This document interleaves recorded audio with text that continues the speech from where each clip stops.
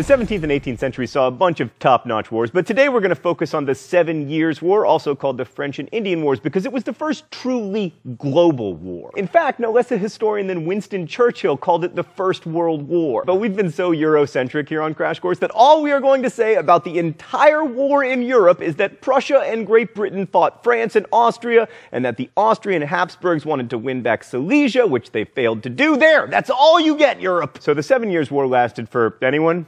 23 years? I hate you, me from the past. But as it happens, by sheer coincidence, you are not necessarily wrong.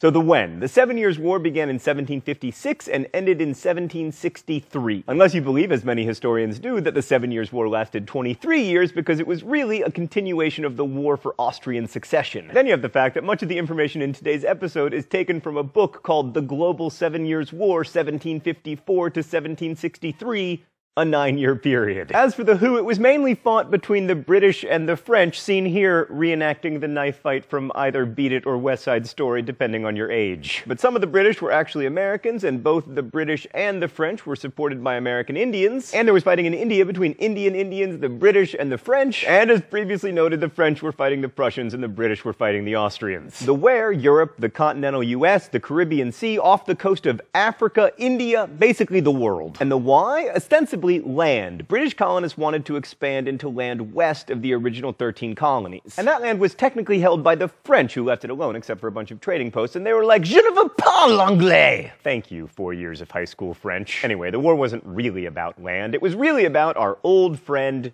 trade. The British wanted to expand into the American interior to allow for more colonists, because the British benefited both from the export of raw materials from the Americas and the import of British consumer goods to the Americas. So more colonists meant more trade, which meant more wealth, which meant ever fancier hats. And the French realized that this British Atlantic maritime trade was making Britain so rich that Britain might come for France's actually valuable colonies, which were not in the continental US, but those slave-based sugar plantations in the Caribbean. So the fighting began around here, and while the British did send over actual British troops, much of the early fighting was done by colonial militias. Probably the most famous commander of British troops was a Virginia colonel named George Washington. In fact, he may have actually started the shooting at the Battle of Fort Necessity in May of 1754. Washington was captured in that battle, but then he was immediately released because 18th century war was super weird. Anyway, the real North American action was in New York and Canada. At the Battle at the Plains of Abraham in 1759, for instance, the British defeated the French and captured the city of Quebec. Both the British commander General Wolfe and the French commander General Montcalm were killed in that battle, with the death of the former being immortalized in this famous painting by Benjamin West. As indicated by the picture, almost all the battles in North America featured significant participation by Native Americans. Different native tribes sided with both the British and the French, but as a broad generalization, Native Americans were more likely to support the French. Up to this point, shrewd Indian tribes had been able to play the British and the French off each other and maintain a degree of autonomy for themselves. And as long as the French were present, the British were prevented from encroaching too much on lands Native Americans were using for hunting and agriculture. One last thing about wars, they are expensive. In 1756, the British national debt was £75 million. In 1763, it was £133 million.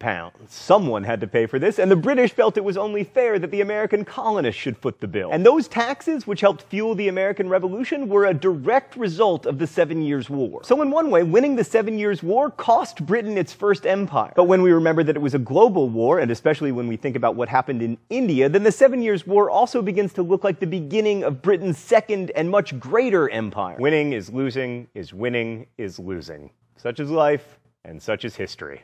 Thanks for watching. See you next week.